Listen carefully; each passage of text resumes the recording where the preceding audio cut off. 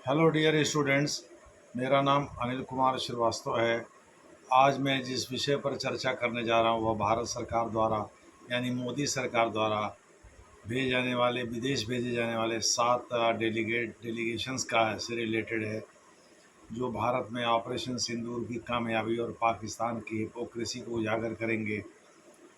इस टीम की हम चर्चा करेंगे। कुछ न्यूज़पेपर में 51, कुछ न्यूज़पेपर में 59 कुल डेलीगेट्स के नाम दिए गए थे।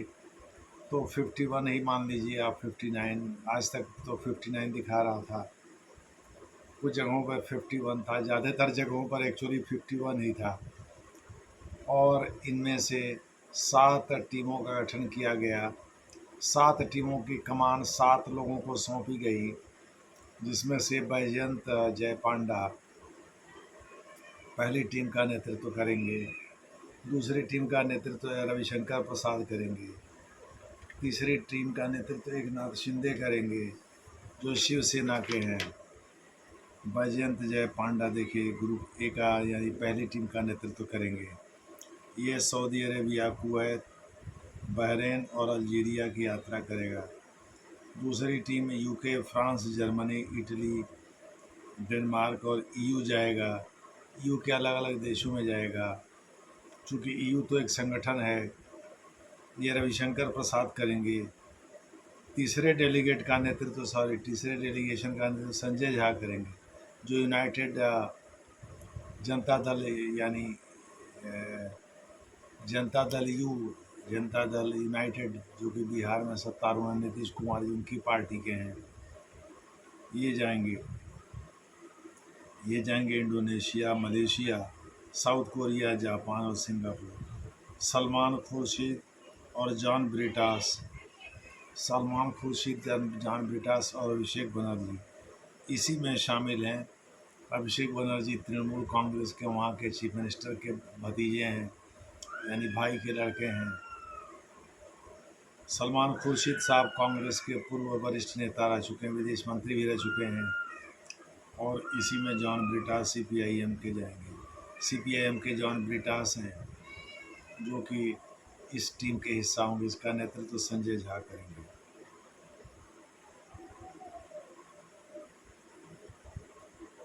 ये तीसरी टीम होगी।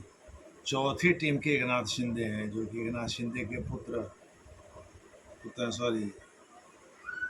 एकनाथ शिंदे की पार्टी शिवसेना के नेतृत्व वाली पार्टी से हैं। ये एकनाथ शिंदे तो वहाँ के डिप्टी सीएम है महाराष्ट्र के। एकनाथ शिंदे, श्रीकांत शिंदे इनका नाम है। ये एकनाथ शिंदे के पुत्र हैं। और ये चौथी डेलीगेशन का नेतृत्व करेंगे। ये शिवसेना से आते हैं। यूएई, लाइबेरिया, कांगो, सीरा लियोन ये टीम जाएगी। और ये ग्रुप वहाँ जा कर के भारत की कामयाबी का गुणगान करेगा। इसमें ईटी मोहम्मद बशीर, जो कि उधर केरल से आते हैं, वो शामिल होंगे। और श्याम चिना फॉरवर्ड डिप्लोमेट हैं, वो इसमें शामिल होंगे। इसके बाद 5वें डेलीगेट की बात आती है। अमेरिका, पैनमा, गुयाना, ब्राज़ील और कोलंबिया। इसी का नेतृत्व शशि थरूर करेंगे।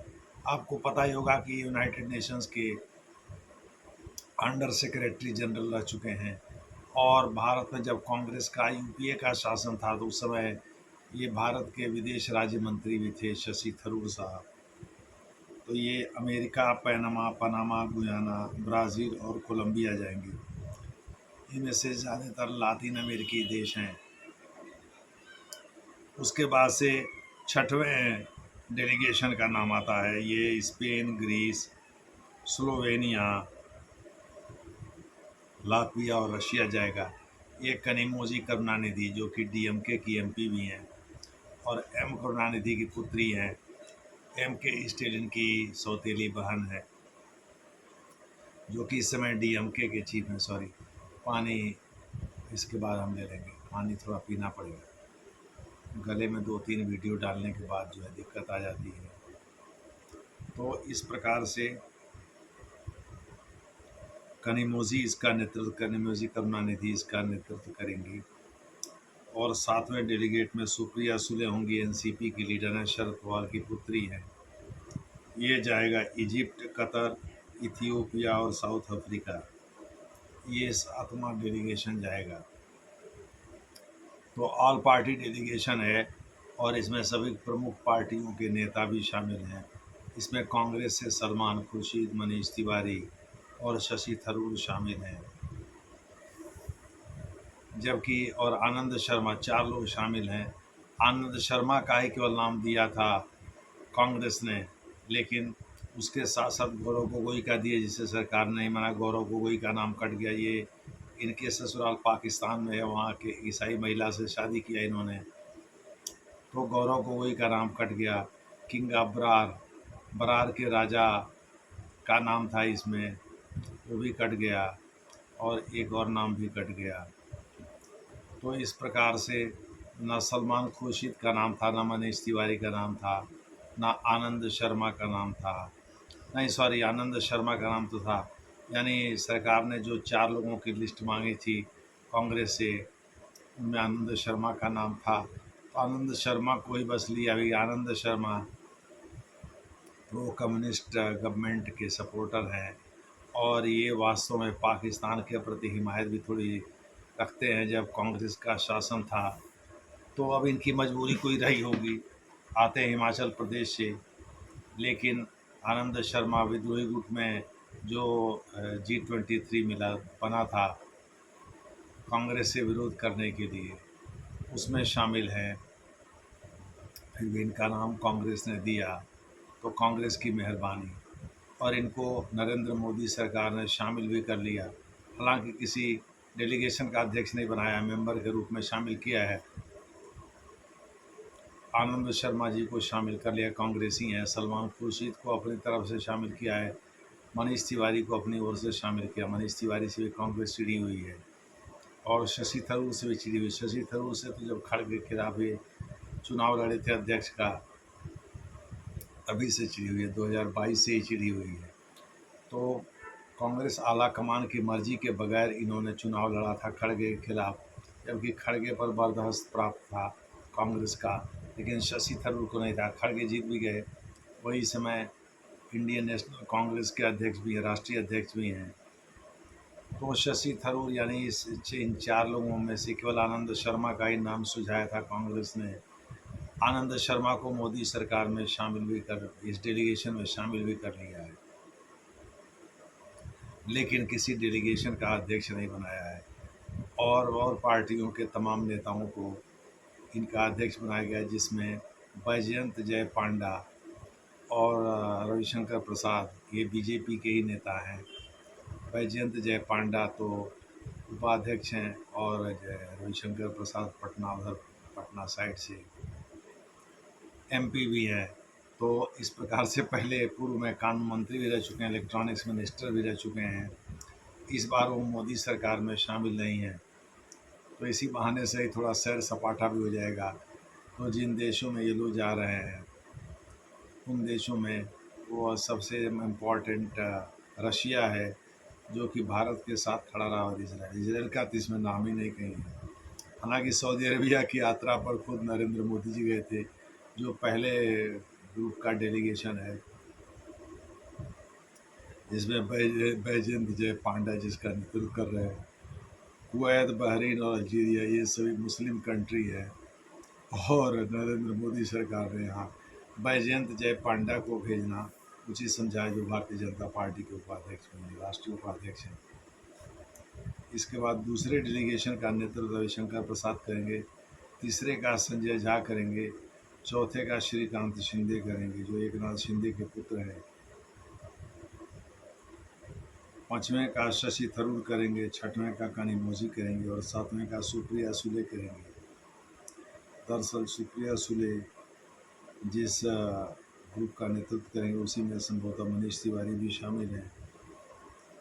मोटे तौर पर आप कह सकते हैं कि इसके पीछे कोई राजनीति नहीं है, बस एक ही एक भाई देश प्रेम जिसमें है वो बाहर जाए और जा कर के देश के स्वाभिमान को जगाए और बताए, ऑपरेशन सिंदूर की कामयाबी के बारे में बाहर के लोगों को बताए। यही इस डेलीगेशन का उद्देश्य है। हालांकि कांग्रेस बहुत मजाक उड़ा रही है नरेंद्र मोदी गवर्नमेंट का। उसका कहना है कि भाई इराक का इन्वेजन किया था और जीता था यूनाइटेड स्टेट्स ने। रूस यूक्रेन से लड़ रहा है, 3 साल हो गए, और इजराइल हमास के विरुद्ध लड़ रहा है।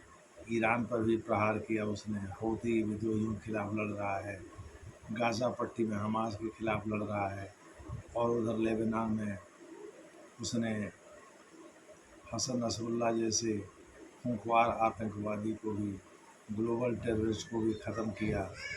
तो इस प्रकार से वो इन 4 शक्तियों के विरुद्ध लड़ रहा है। फिर भी उसने कभी भी कोई डेलीगेशन विश्व में नहीं भेजा। दूसरे शब्दों में जो मोदी सरकार है, इसके द्वारा जो विश्व में डेलीगेशन अलग अलग देशों को भेजे जा रहे हैं, उसको लेकर के कांग्रेस हमलावर है। अब कांग्रेस को क्यों लगता है कि भाई, हमने जैसे जयराम हमेशा भी पत्रकारों को संबोधित कर रहे थे, बोल रहे थे नरेंद्र मोदी की इमेज ग्लोबली बहुत टार्निश हुई है, बहुत शैटर्ड हुई है। हमको तो नहीं लगता कहीं से भी शैटर्ड हुई है। थोड़ा गिलास में हमको पानी दीजिए, पानी दीजिए हमको गिलास में। यहाँ से उठना मुश्किल है।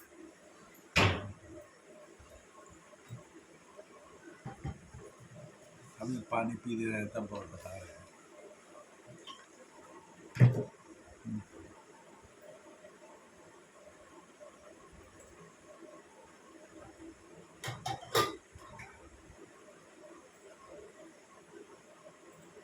ठीक है, अब पानी पी लिए, गला तर गया, तो हम आप लोगों को थोड़ा सा ज़्यादा बता देंगे।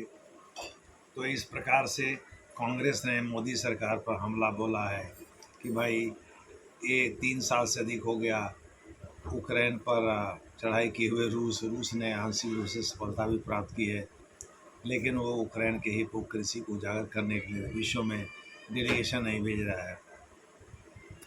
इजराइल ने भी डेलीगेशन नहीं भेजा, इसी जो कि भारत का बहुत करीबी दोस्त भी है, और रूस ने भी डेलीगेशन नहीं भेजा।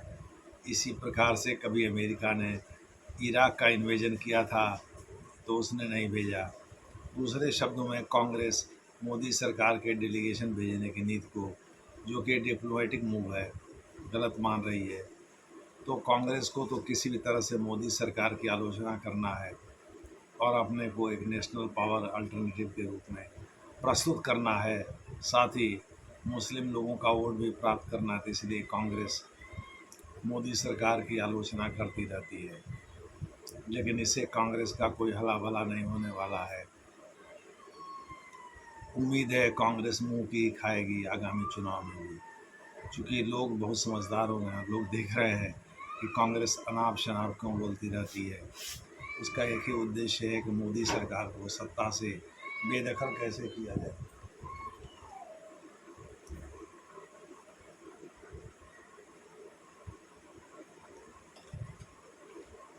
इस प्रकार से कांग्रेस इस प्रयास में खुद ही बेआबरू हो रही है। देखना है आगे क्या होता है, जैसा होगा वैसा आपको बताया जाएगा।